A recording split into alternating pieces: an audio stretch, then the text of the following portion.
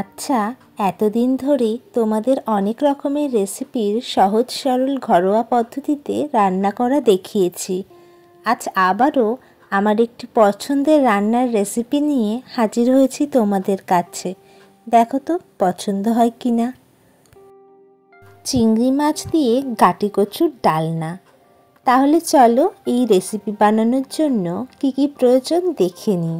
প্রথমেই বাজার থেকে কিনে আনা 400 গ্রাম ছোট গাটি কচু আর 4টি মাঝারি সাইজের আলুকে জলে ধুয়ে পরিষ্কার করে নিয়ে প্রেসার কুকারে হাফ চামচ নুন দিয়ে একটা সিটি দিয়ে সিদ্ধ করে নেব।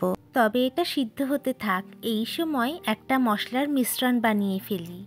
এর জন্য একটা মিক্সিং বলে কিছুটা আদা, কয়েক কোয়া রসুন, ঝালের জন্য 3টি কাঁচা লঙ্কা, ছোট টুকরো করা একটি বড় মাপের পেঁয়াজ, 1 চামচ গোটা জিরে, গোটা ধনে, হাফ চামচ রাঁধুনি আর কিছুটা গোটা গরম মশলা সামান্য জল দিয়ে একটু কোর্সলি গ্রাইন্ড করে রাখলাম।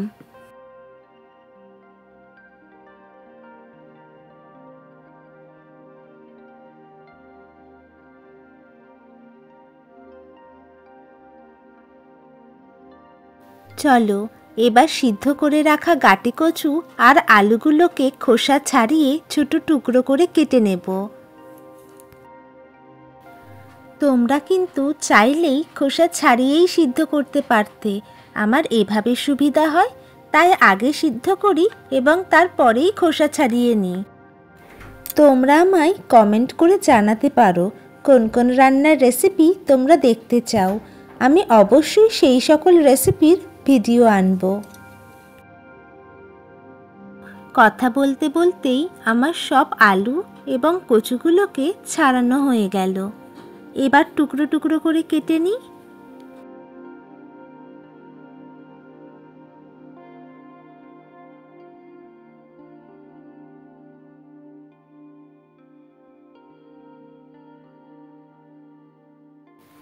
এবার কড়াইতে সর্ষের তেল গরম করে 100 গ্রাম চিংড়ি খোসা ছাড়িয়ে পরিষ্কার করে ধুয়ে রেখেছিলাম সামান্য নুন আর হলুদ দিয়ে হালকা করে ভেজে তুলে রাখছি। ছোট চিংড়ি মাছ বেশি ভাজার প্রয়োজন হয় না, তাই মাঝারি আঁচে 2 মিনিট ভেজে নিলেই হবে।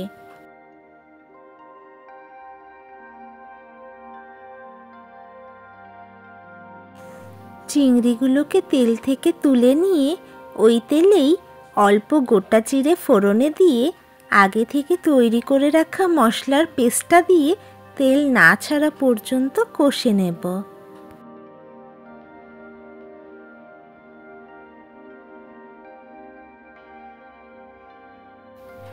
এরপর একে একে অ্যাড করে নেব স্বাদ মতো নুন, হলুদ গুঁড়ো, কালারের জন্য কাশ্মীরি লাল লঙ্কা গুঁড়ো, সামান্য চিনি আর একটা মাঝারি মাপের টমেটো কুচি।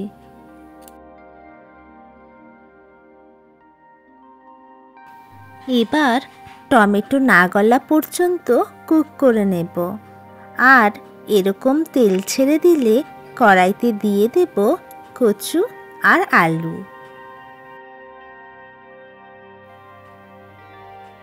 সব কিছুকেই মশলার সাথে মিশিয়ে নেব।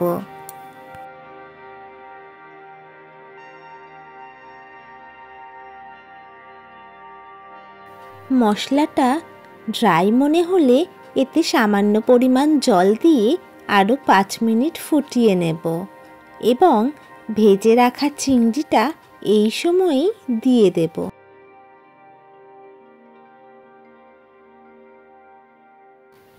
জানো তো, চিংড়িটা রান্নার একদম শেষে না দিয়ে মশলা কষার সময় দিলেই এর টেস্টটা অনেকটা এনহ্যান্স হয়, তাই আগেই দিয়ে দিলাম।